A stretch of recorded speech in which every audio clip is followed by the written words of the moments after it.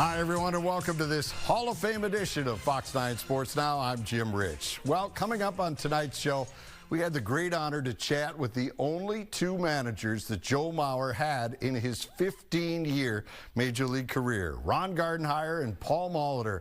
And it was very kind of both to make time to chat with us. We'll share those with you in the next half hour. But first, we start with Joe, and no doubt Joe Mauer is deserving of all this praise after a baseball career like none other. Mauer, the first catcher ever to win 3 batting titles in the history of the sport.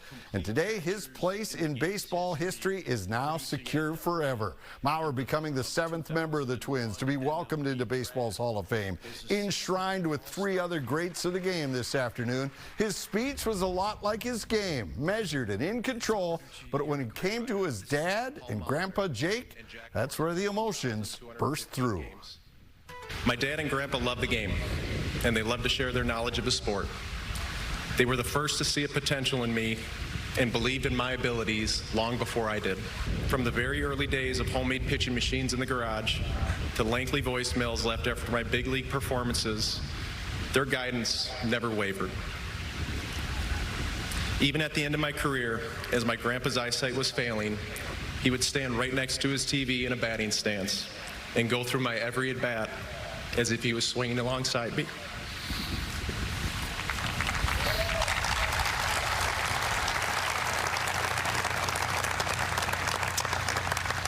I hope they are both looking down this afternoon with pride, knowing that all their time and hard work helped me get to this podium.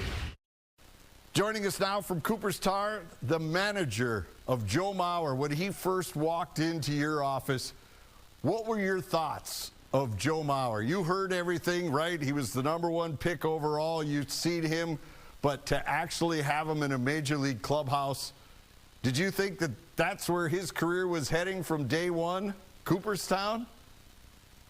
Well, he was very gifted, and get an opportunity to watch him do his thing over the course of that year, and it was just one of those situations where you got a guy like that, and you talk to the coaches, and we all had our eyes on him, watching, seeing how he was handling things, and it was just he's just one of those guys. He was meant to play baseball. He said that up on stage, and that's exactly it. He was meant to play baseball. He has all the ability in the world, and he used it well. And how he did it. What impressed you the most about Joe? Well, he came in on an even kill every day. I mean, he comes into the ballpark. He had his routines. He knew exactly what he needed to do to get prepared for a game. Here's a guy that's going out to take BP and all that stuff, and also catching in the bullpens every once in a while if it was needed, or he wanted to catch a guy to make sure he knew what he had. So there were so many things that, he was on top of. He kind of had a good feeling what he knew, and he learned as he went along. And, a good pitching coach in Andy, and, Stelly was the catching coach, and he had a lot of people backing him. And Joe being the hitting instructor and all those things as we went along. And he used every bit of it. And, but pretty talented guy. I think we all knew not to screw him up. When you look at his career and the way he balanced everything, I mean, the catcher's got to run the pitchers, he's got to run all the defense, and then to be a 3-time batting champ from that position, something that's never been done in the history of the sport. What does that tell you about Joe? Well, you're talking about, not too many catchers that are 6'5" and bending over like that, and that as far as being able to run all those things. Joe could run. I mean, he could get through it, and, you're talking about a guy that's bent over, taking all kinds of, foul tips, bouncing off the ground and banging him around, and he handled every bit of it. He knew exactly what he needed to do day to day, come to the ballpark. He would see the trainers if he had, some kind of soreness or something, and he just loved to play baseball, and he wanted to be out there with his teammates. And you know what? He made it easy on the coaching staff. He made it easy on the rest of the team because he became a leader. And he was really a good leader. Him and Morneau kind of led that ball club along with, a couple other guys, Torrey Hunter, and guys like that. We had leadership in there, and Joe was right on top of it. No one else has won 3 titles at that position and has been a 3-time Gold Glover and have done everything that he did. So you look all across the sport, whether they're from Minnesota or anywhere, there's no one that's put together a resume like this that was a catcher.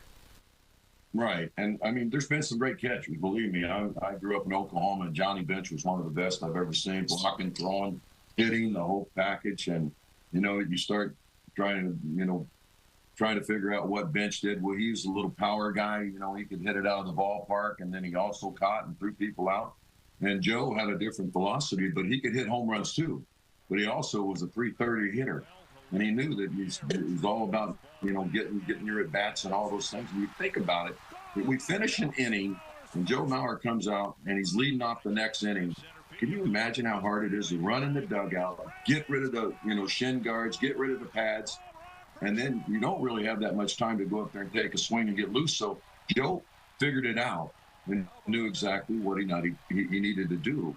And that's because he understood the game of baseball. He understood, and he liked what he was doing. He loved running the team from behind the plate. Gardy, thanks so much for doing this. We appreciate it. I think you got to be next, right? I think you're Hall of Fame material. I haven't even gotten in the Okmulgee, Oklahoma Hall of Fame. What are you talking about? No doubt about it.